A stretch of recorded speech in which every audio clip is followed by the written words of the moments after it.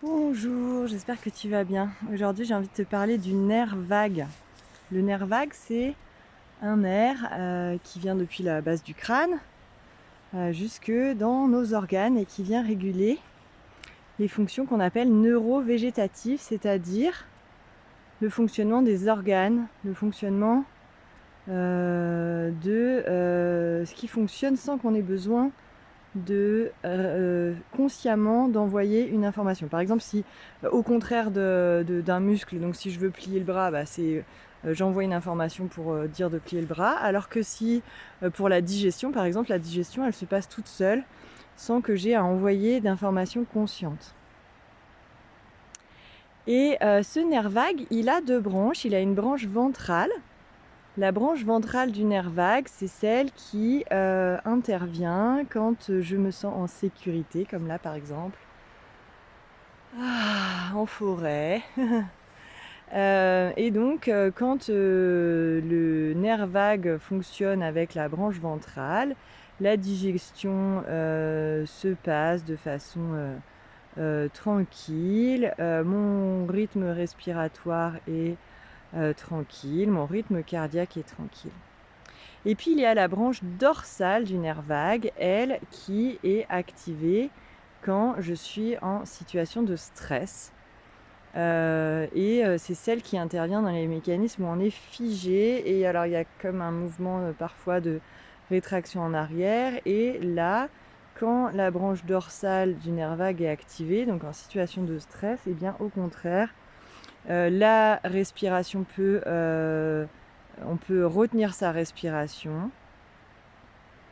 On peut contracter le diaphragme et puis les muscles lisses, donc ce sont les muscles qui sont par exemple autour des intestins, peuvent aussi se contracter et ça peut provoquer par exemple des difficultés au niveau de l'estomac. Donc si le sphincter là en dessous de l'estomac se contracte, ça peut faire des douleurs d'estomac, des remontées d'acidité. Ça peut se contracter plus bas et faire des ballonnements. Ça peut se contracter tout en bas, faire de la constipation.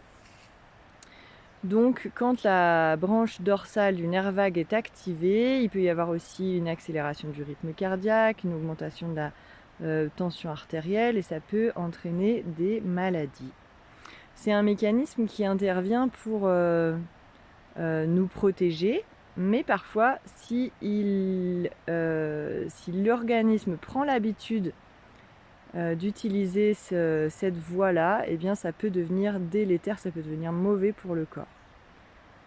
D'où l'intérêt d'apprendre à reconnaître quand on est dans cette situation de nerf dorsal activé. Donc par exemple, si je sens que mon rythme cardiaque est très accéléré, si je sens que ma respiration est bloquée, et d'apprendre à revenir de réenvoyer des informations au corps de je suis en sécurité, tout va bien, pour qu'il repasse du mode dorsal au mode ventral. Ça peut être fait par exemple grâce à la respiration. Prendre des respirations lentes et profondes. C'est pour ça par exemple que la cohérence cardiaque, qui est un exercice de 5 minutes où on suit une bille qui monte et qui descend et on respire en même temps, peut permettre de passer donc, du système dorsal au système ventral ou simplement des respirations profondes. Ça peut être aussi aller dans des endroits où on se sent bien, comme aller dans la nature. Et ça peut être faire certains mouvements du corps, par exemple, en yoga, tous les mouvements où on vient étirer le dos, ça vient étirer le nerf, le nerf vague, et ça aide à réguler ce système.